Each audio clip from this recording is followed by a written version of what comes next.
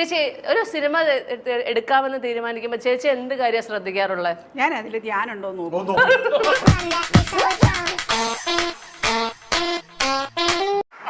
അത്രേ ഉള്ളൂ. ഞാനുണ്ടോ? ഞാൻ നോക്കുന്നത് ചേച്ചി ഉണ്ടല്ലോ.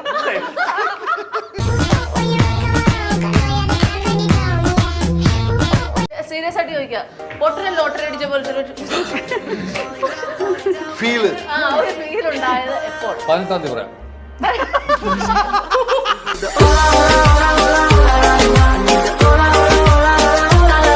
ഓക്കെ, നിങ്ങൾക്ക് ഏറ്റവും ചാലഞ്ചിങ് സീൻ ഏതായിരുന്നു ഷൂട്ടിംഗ് ടൈമിൽ? എനിക്ക് സ്റ്റണ്ട്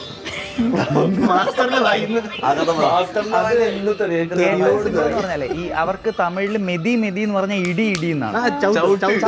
മെതി മെതി ഇവൻ മെതി മെതി എന്ന് പറയുമ്പോ മതി മതി എന്ന് പറയുന്നത്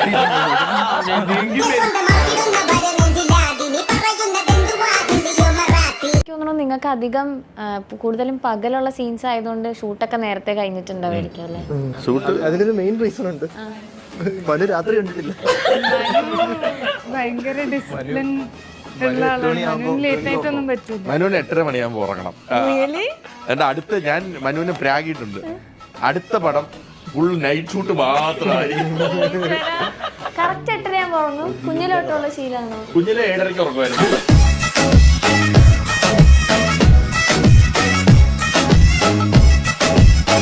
ഏറ്റവും കൂടുതൽ ടെൻഷനുള്ള ഏരിയ എന്ന് പറയാം, ഏറ്റവും കൂടുതൽ ടെൻഷനുള്ള ടൈം എന്ന് പറഞ്ഞാൽ നാളെ പടം റിലീസ് ചെയ്യാൻ. ഇന്ന് ക്യൂബിൽ ലോഡ് ചെയ്യുമ്പോൾ നമ്മൾ ഡിലേ ആയിട്ടല്ലോ സെൻസർ തലേദിവസം കിട്ടി. അപ്പം ലോഡ് ചെയ്യുമ്പോൾ ഫൈനലിൽ നമ്മൾ കാണുന്ന കാര്യമുണ്ട്. ഞാൻ 16 പേരെ ചിലവരൊക്കെ ഇങ്ങനെ അങ്ങോട്ടും ഇങ്ങോട്ടും വരുപോലൊക്കെ നടക്കും. അപ്പം ഞാൻ ലാസ്റ്റ് വരുന്നത്. അപ്പം ഞാൻ അവിടെ ലൈറ്റ് ഓഫ് ആണ്. അപ്പം ഞാൻ ഫുള്ള് സിനിമ വന്നിട്ട് 2 ഡയലോഗ് മിസ്സിങ് ആയിരുന്നു. ഞാൻ തിരിച്ച് മനു എവിടെ നിന്നുണ്ട്, മനു എവിടെ, മനു ഇല്ല, മനു ഉറങ്ങും.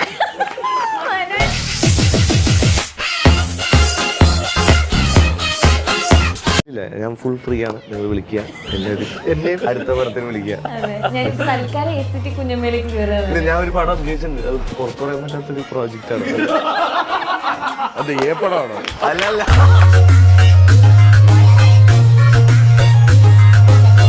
രവീന്ദ്ര നീ എവിടെ? ഈ ടൈറ്റിൽ എങ്ങനെ വന്നു അറിയാമോ? എന്നോടോ? എനിക്കറിയില്ല സാർ, ഒന്ന് പറഞ്ഞു. ഞാൻ ഓരോരുത്തരും ചോദിക്കും ടൈറ്റിൽ എങ്ങനെ വന്നു. നിങ്ങൾക്കറിയോ? ഞാൻ അറിയാൻ എങ്ങനെയാന്ന് ഞാൻ പറയാം. നിങ്ങൾക്കറിയോ ഈ ടൈറ്റിൽ എങ്ങനെ വന്നു? ഞങ്ങൾ എങ്ങനെ വന്നു എന്ന് തന്നെ ആലോചിച്ചിരിക്കുക. അതെനിക്കറിയാം. ഞാൻ സ്ഥിരം ഉണ്ടാവുന്നേ കമ്പനിയിൽ.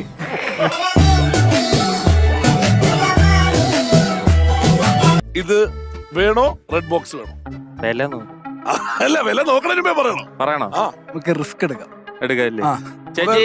പെട്ടി മതി. ബോക്സ് ആണോ വേണ്ടേ? അതെ അതെ അതെ. ഒന്ന് തുറന്നു മിഥുൻ ചേട്ടാ, ഇത് നമുക്ക് പുറത്തൊന്നും വാങ്ങിക്കണം. ആക്ടിങ് ആണല്ലേ?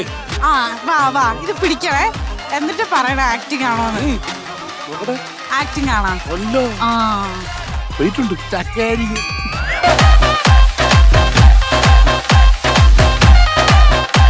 പ്രകാശ് ഉള്ളി. അപ്പൊ വളരെ മനോഹരമായ 2 പാട്ടുകളാണ്. ഞാൻ ഇത് തോന്നി നല്ല പാട്ടുകൾ. പ്രകാശ് ഉള്ളി എന്താ അത് പറഞ്ഞിട്ടൊരു ഡൗട്ട്?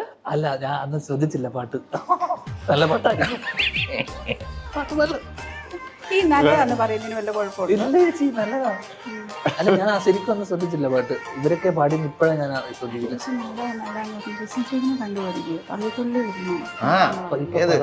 വളരെ നല്ലതാ.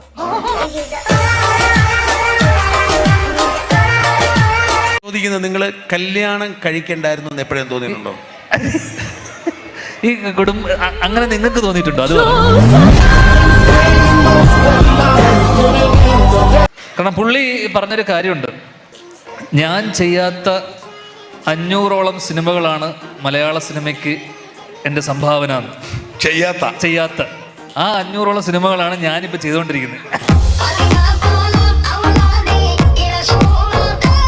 നോർമലി വിനീതേട്ടൻ വളരെ അത്യാവശ്യം ക്വയറ്റ് ആയിട്ട് സംസാരിക്കും. പുള്ളിയുടെ ഒരു കംഫർട്ട് സോണിൽ ഈ ടോക്സ് അലോട്ട് അല്ലാതെ നോക്കുമ്പോൾ ഇപ്പോൾ ഈ ഒരു ലൈവിൽ ആൾക്കാരാണെങ്കിൽ നമ്മൾ ഇത്ര എനർജി ഉണ്ടായിരുന്നു, ഇത്ര ഒരു ജോഷ് ഉണ്ടായിരുന്നു. അങ്ങനെയല്ല ഇപ്പൊ പറയണേ, ഇത്ര എനർജി വേണ്ടായിരുന്നു എന്നാ പറയുന്നത്.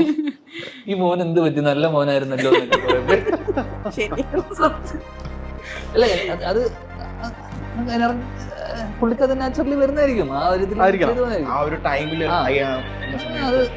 സംഭവിച്ചു പോകുന്നതായിരിക്കും. നീ ഉദ്ദേശിച്ച ഒരു സിന്തറ്റിക് ഇൻഫ്ലുവൻസിന്റെ മേലെ ഒന്നും അല്ല വിനീത് ചെയ്തു. അതല്ലേ നിനക്ക് വേണ്ടത്? അയ്യോ അതല്ല കഴിഞ്ഞല്ലോ.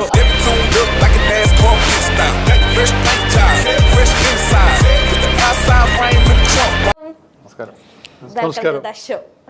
ഞാൻ ഒരാളെ അല്ല രണ്ടുപേരെ ഒഴിച്ച് ബാക്കി എല്ലാവരും ഞാൻ ആദ്യമായിട്ടാണ് ഇന്റർവ്യൂ ചെയ്യാൻ പോകുന്നത്. ആ അതെ, ധ്യാൻ ചേട്ടനെ അസീസിക്കാനും ചെയ്തിട്ടുണ്ട്. ചെയ്ത് തഴമ്പിച്ചിരിക്കുന്ന രണ്ടുപേരും.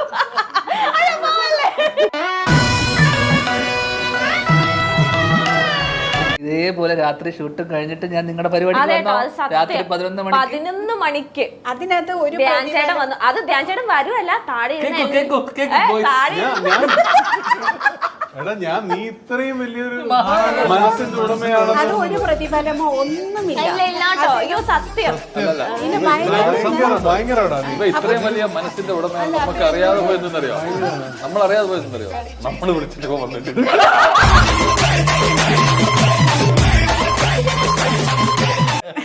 ഞാൻ കമ്പനി ആർട്ടിസ്റ്റാ. ഓ ശരി ചേച്ചി ഇപ്പൊ തിരിപ്പുണ്ട്. ആ അതെ, ഞാൻ അബാമിന്റെ കമ്പനിയെ റെപ്രസെന്റ് ചെയ്തിട്ട് വരുന്ന. ഞാനില്ലാതെ ഞങ്ങൾക്ക് ഒരു വെടിക്കെട്ടുമില്ല. അത് ശരിയാണ്.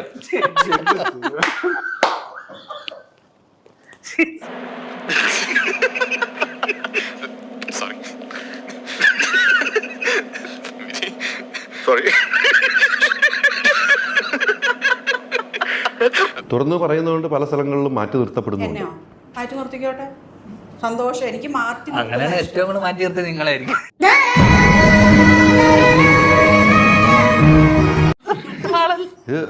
ചില വേദികളിൽ അല്ല അത് അങ്ങനെ തുറന്നു പറയുന്നോണ്ട് ആ സ്വഭാവം കൊണ്ട് മാറ്റി നിർത്തപ്പെട്ടിട്ടുണ്ടല്ലോ.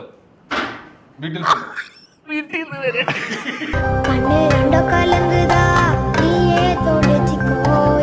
ഈ ഇന്റർവ്യൂ കഴിയുന്നതോടുകൂടി അമ്മേന്ന് പുറത്താകും എന്നെ. അല്ല അദ്ദേഹത്തെ പുറത്താക്കാൻ ആർക്കും കഴിയില്ല. കഴിയില്ല. കാരണം ഓൾറെഡി പുറത്താണ് നിർത്തുന്നത്. അപ്പൊ ബഹിരാകാശത്തും നിൽക്കില്ല. ഇത് സ്വയം പറയാ ഏറെ നിൽക്കാന്ന് ഉറപ്പിച്ചിട്ടങ്ങ് പോവാ. എയറിലാണ് ഒരു പോസിബിലിറ്റി ഉണ്ട്, തിരിച്ച് ഭൂമിയിലോട്ട് പതിക്കും. ഇത് ബഹിരാകാശത്ത് പോയാൽ പിന്നെ പറന്ന് നടന്ന് വേറെ പ്ലാനറ്റ്സിലൊക്കെ പോയി ഇടിച്ച് മൊത്തം പഞ്ചർ. നമുക്ക് അവിടെ കുറച്ച് ഇന്റർവ്യൂ കൊടുക്കാം. അവിടെ വരും. എവിടെ പോയാലും ഉണ്ടാവും. അല്ല എയറിലാണെങ്കിൽ നമുക്കൊരു അവിടെ ഓൾറെഡി വീട് വെച്ചു.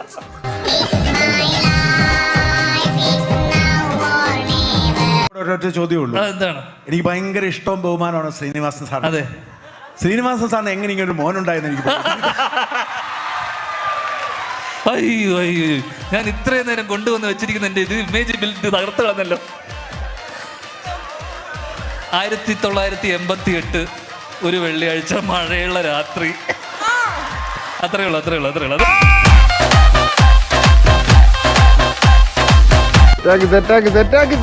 പവർ